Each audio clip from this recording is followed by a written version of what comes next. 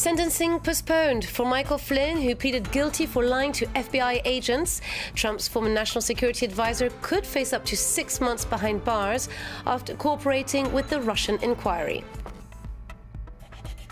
Admitting defeat, Belgium's Prime Minister Charles Michel has handed his resignation, having lost support from his coalition party.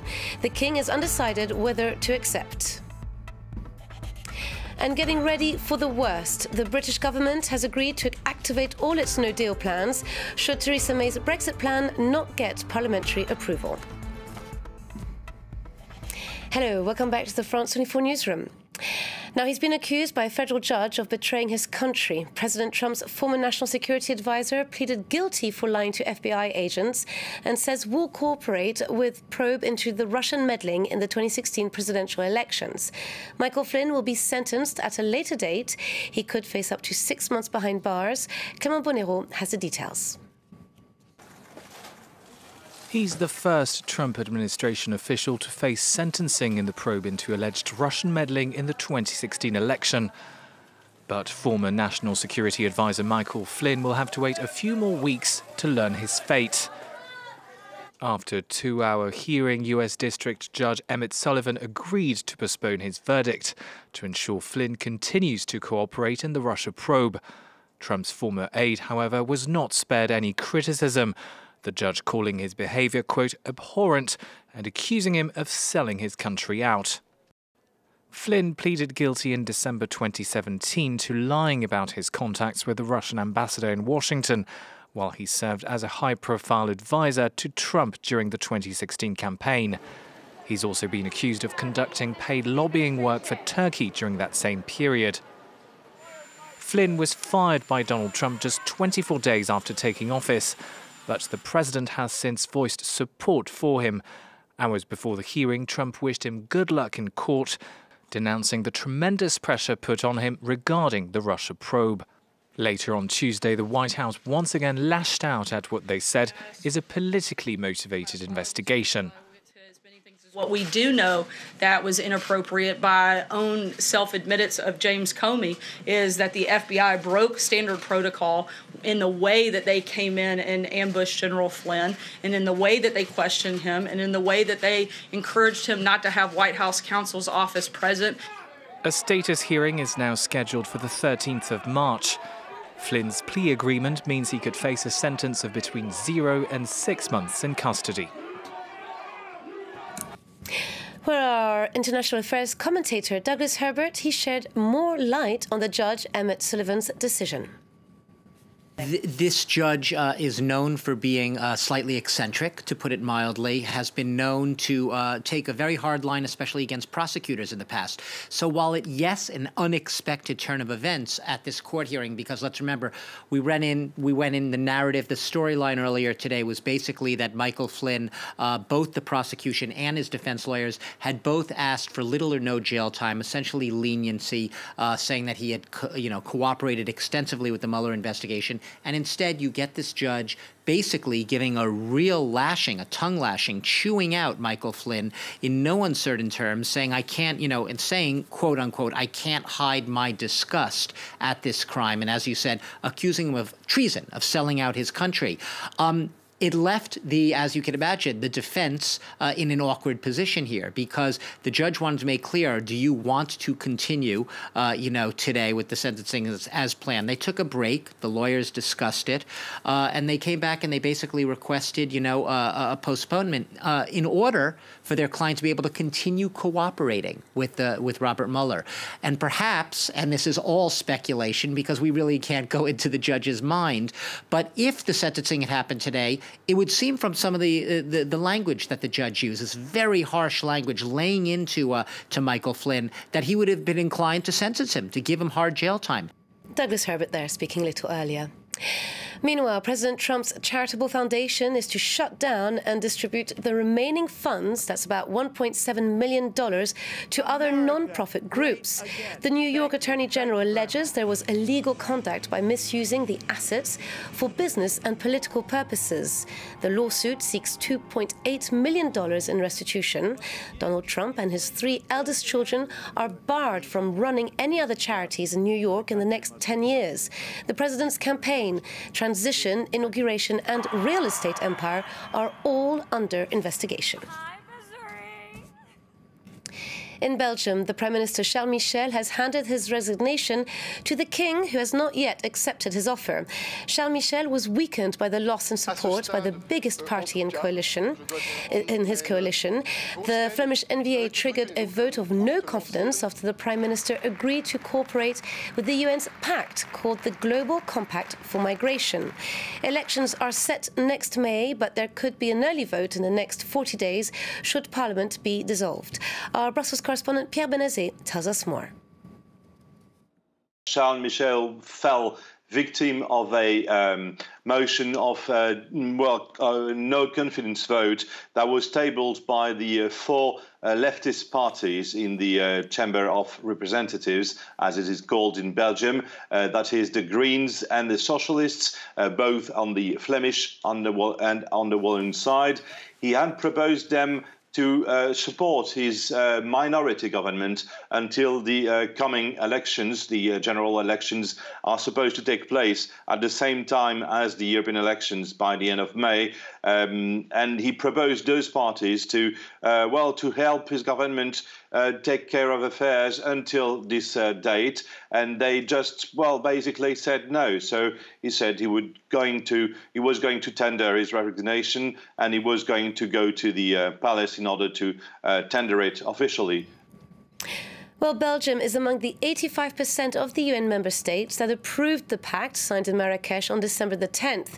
The agreement, known as the Global Compact for Migration, is expected to be endorsed by the General Assembly this Wednesday.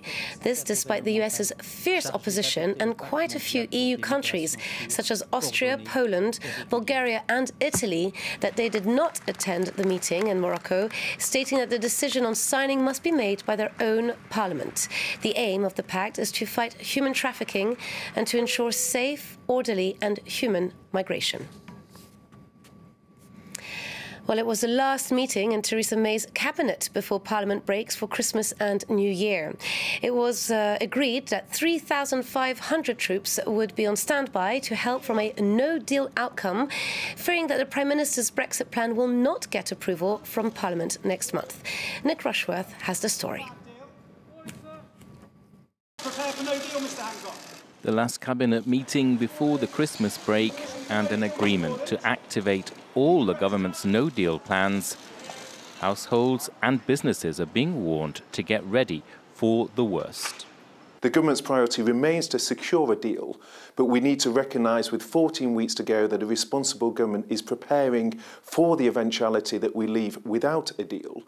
The UK Defence Secretary was asked in Parliament what role security forces would play in the event of a no-deal. What we are doing is putting contingency plans in place, and what we will do is have 3,500 service personnel held at readiness, including regulars and reserves, in order to support any government department on any contingencies they may need. Along with 3,500 troops on standby, the government also plans to send 80,000 emails to businesses most likely to be affected by Brexit. Other measures include the stockpiling of medicines. That is amid expectations that from the end of March there will be gridlock and red tape at ports and borders. Shortages of goods are feared, as are delays in treatment in hospitals. It's obvious that we've reached an impasse. The opposition Labour Party is calling for a meaningful vote on Theresa May's Brexit deal to be brought back to Parliament this week. The government is running down the clock. But running down the clock is not governing. And it's certainly not governing in the national interest. Theresa May has pushed a parliamentary vote on her deal till mid-January. She says the alternatives are either crash out of the EU in a no deal or have no Brexit at all. honour our duty. Less than 24 hours of the ceasefire put in place, Yemen's port city has been shelled sporadically, making the truce signed by the Houthi movement and the government forces more fragile than ever. Both warring parties had agreed to withdraw from Hodeidah so that food and aid supplies, as well as commercial goods, could have easy access to the seaport. The people of Madagascar head to the polls this Wednesday in a runoff presidential election between two former heads of state who have quite a political troubled past. In 2009, Ravalomanana was forced to leave power and is now facing the one who got him ousted. They are both former presidents and bitter rivals. And Rajoelina and Marc Ravalomanana were banned from contesting the last election in 2013 to avoid a repeat of political violence almost a decade ago. I'm not working for myself, to make myself wealthy, but I will work and do anything to make Madagascar a developed country. The candidates are facing off for the first time in a tense vote. There's concern of possible election irregularities. Already disagreeing about upcoming election results is inappropriate. Let's all agree with what the results are and accept the choice of the people of Madagascar about who leads the country.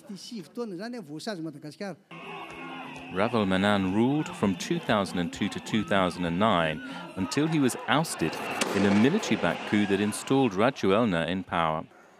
He was then mayor of the capital, Antananarivo. In the first round of the race now, he won 39% of the vote to Ravalomanana's 35%.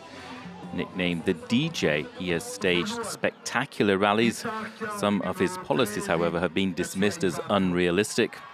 Critics question how he is funding lavish campaigning.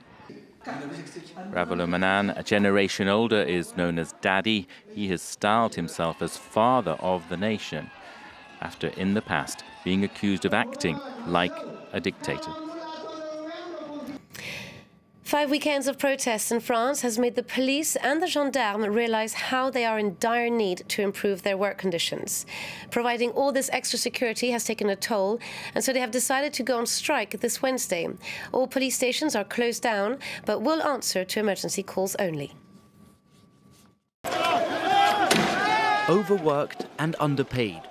Police officers across France say they're reaching a breaking point.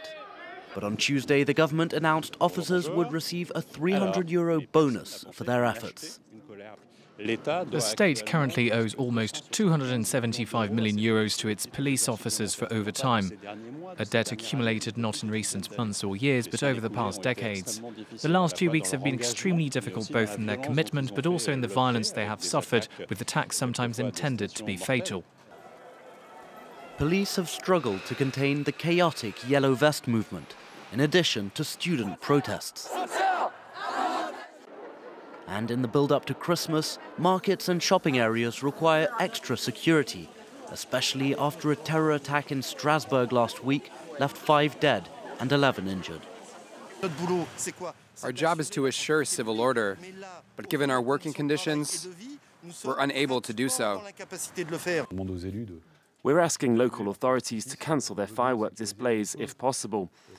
We can protect the Christmas markets, but large gatherings like protests are difficult to secure. This Wednesday, one police union has called for stations to be shut and to only respond to emergency calls. With the government under pressure, police officers hope they'll be bargaining from a position of power. And finally, Dinusika Dissanayake, winner of the prestigious Chirac Prize for Conflict Prevention, is a lawyer and activist who's helping people fight for their land in Sri Lanka. Transitional justice through land rights, that's what she's hoping to achieve in a country that was torn apart by a long and bloody civil war between the government and Tamil Tiger rebels. Let's take a listen. By receiving this award, it's giving me a lot of courage to continue the fight. It's also giving me a lot of opportunities to work on issues that I couldn't work on before, to bring people together, to support the most marginalized and the most poor in ways that can't officially be protected in other funds and in other ways. So I'm really excited at the opportunities that this award now presents. You're up to date with the latest. Stay tuned to France 24. More news coming up.